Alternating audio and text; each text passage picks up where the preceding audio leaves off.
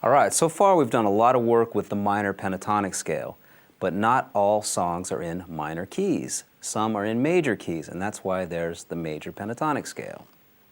And the good news is you can actually already play the major pentatonic scales, because for every minor pentatonic, there's a relative major pentatonic.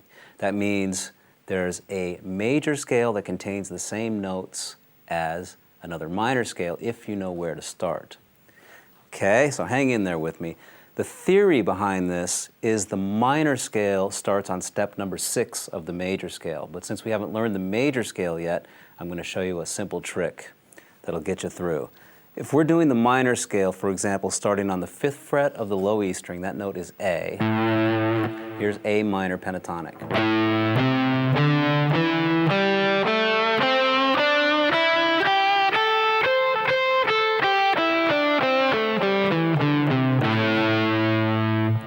I can simply jump up 3 frets from the minor scale root of A, and that note, 5 plus 3 is 8, that note on the 8th fret of the low E string is C.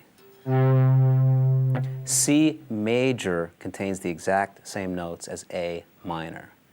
Okay, we just learned A minor pentatonic.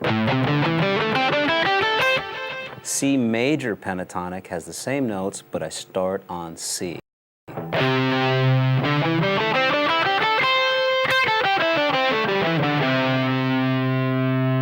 The big difference is actually the chords that we're going to play over.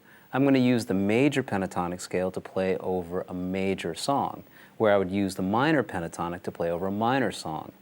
And since I'm going to play in C major pentatonic, I'm going to try and emphasize C.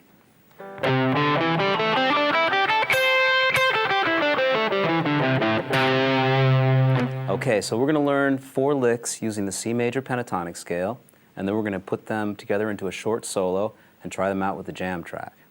Okay, so here's the first lick using C major pentatonic.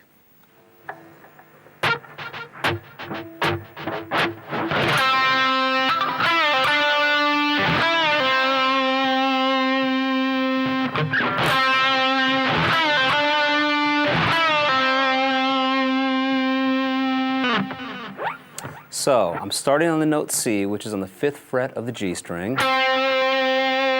I'm going to play on the 7th fret of the G string and bend up, come back down to the 5th fret of the G string, back to the 7th fret, bend up again and come back,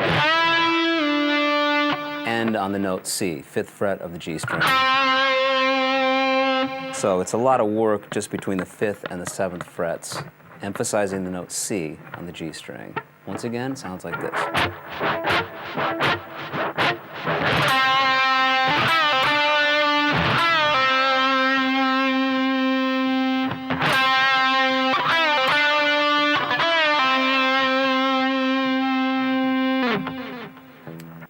Okay, the second lick in this section, it's going to be a little longer. Sounds like this.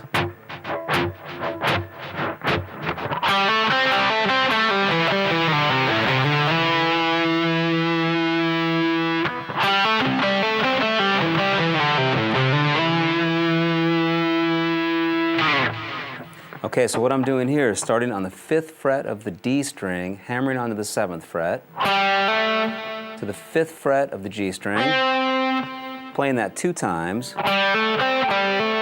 coming back down 7 to 5 on the D. So far we've done this. Now I'm going to play 7 on the A, 5 on the D. So far we've done this much. Now I'm going to play 7 on the A string, back to 5 to 3 on the A string. From the beginning.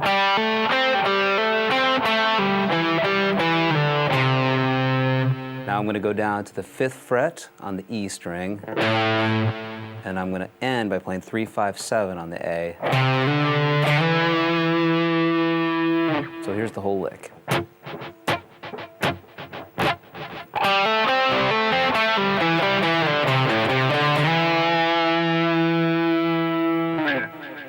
Okay, third lick in this section sounds like this.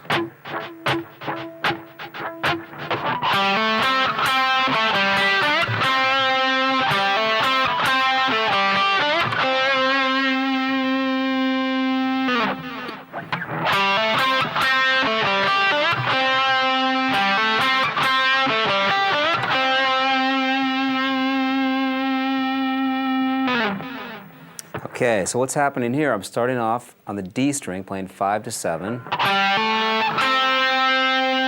playing the 5th fret of the G string 2 times,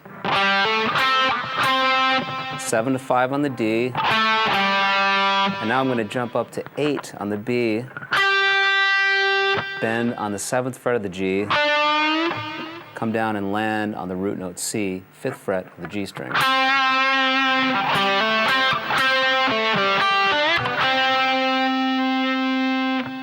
Play that a couple of times.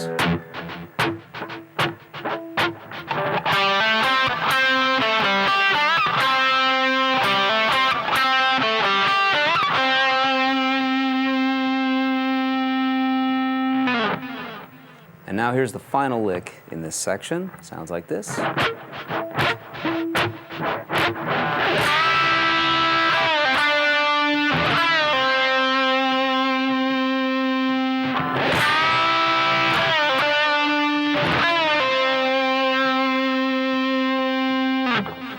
Okay, this is a real useful idea. I use this all the time.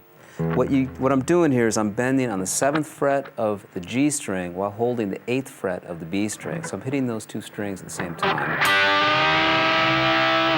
So I'm only bending on the G string. The 8th fret of the B string that I'm playing with my 4th finger will just stay down while I bend with my 3rd finger.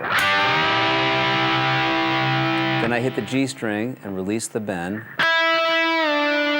Back to the 5th fret of the G, 7th fret of the G, bend up, come back down, land on the root note C, which is on the 5th fret of the G string.